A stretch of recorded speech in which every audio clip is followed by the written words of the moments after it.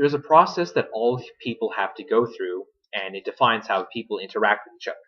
It could determine whether or not you get a job. It could determine whether you can salvage your relationship after you've had a very intense fight with someone you care about.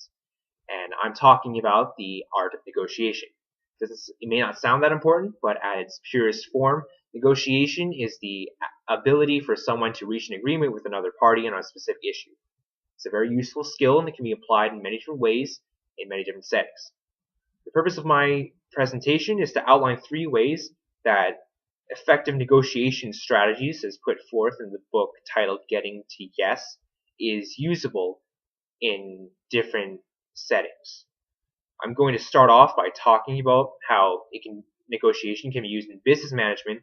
I'm going to follow that up by talking about how it can be used in brand maintenance, and I'm going to conclude by talking about how useful negotiation is in the field of law. I hope to get across by the end of this presentation how effective a tool good negotiation can be. So, to begin, negotiation is very useful in business management. Business managers often benefit from reaching agreements without angering or causing friction between others, because if they do that, then this could possibly undermine the morale of the company or the manager's team. An example of this would be found in Caddy's article on mass-mediated business strategies, in talking about the masculine and feminine approaches to business management. The masculine approach to business management is an example of what the book calls positional bargaining, which is when the manager takes a firm stance, ignores all other positions of the other party, and just seeks to achieve victory and get what they want. This is not a very good method of negotiation because it inevitably results in a deterioration of the relationship you've got with whoever you're trying to negotiate with. The feminine approach to business management is the better one. It's what the book calls an example of principled negotiation. It's when you pay attention to the interests of others, you're trying to find mutual benefit, and you're trying to be really objective. That's a good one because it makes sure that the agreement is fair for everyone.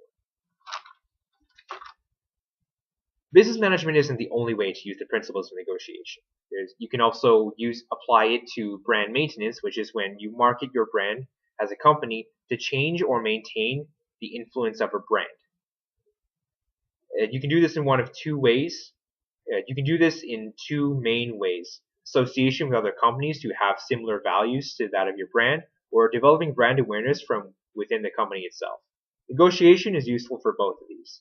When you're trying to associate with other companies, typically you're going to want to have some kind of a joint agreement, and such as a joint advertising campaign. And when you're trying to do that, you're going to want to know what they stand to benefit from this and what their interests are, which is where principled bargaining comes in really handy. The same kind of thing happens with trying to develop brand awareness within the company. There's typically a very big argument between all the senior members of your company in terms of what the best business strategy is. That's where being able to not alienate anyone, not cause friction between parties, those principles of those facets of principled bargaining would come in really handy there. My third and last point is going to be how law is a place where negotiation can come in really, really handy. Especially a lot of types of law use the adversarial system, where people take a position, they defend the position, and they use cross-examination to try and undermine the position of the other person, which is basically you're poking holes in their testimony. Negotiation is used in the court and also when they're trying to settle out of court. Unlike the first 2 instances where negotiation could come in handy, the other party is openly hostile towards you, and they use tactics to try to get you to make a settlement that's favorable only to them. This is where the last few sections of Getting to Yes comes in, trying to defend yourself against tactics that they'll use against you. The 2 big ones that I'm going to go over here are misleading facts and threats. To defend yourself against misleading facts, you're going to want to go out of your way to verify every piece of information that the other party gives you. And this is going to prevent you from getting misled. The defense against threats is to either ignore the threat, dismiss it as irrelevant, or say that that threat carries no meaning because you're trying to argue based on the merits of the case.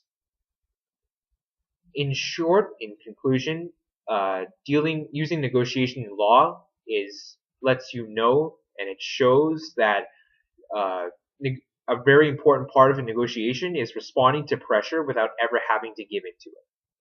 So in conclusion, negotiation is a very useful tool that can be used in a variety of ways. It can be used in business management. It can be used in brand maintenance as a method of getting people to help, either getting other companies to help you with your raising brand awareness and helping you reach an agreement within your company on what the best strategy is, or it could be really useful in the field of law. So as a concluding statement, I hope that you've learned a lot from this presentation, and I hope that this will come in handy for you in any future arguments or negotiations that you may have in the future. Thank you.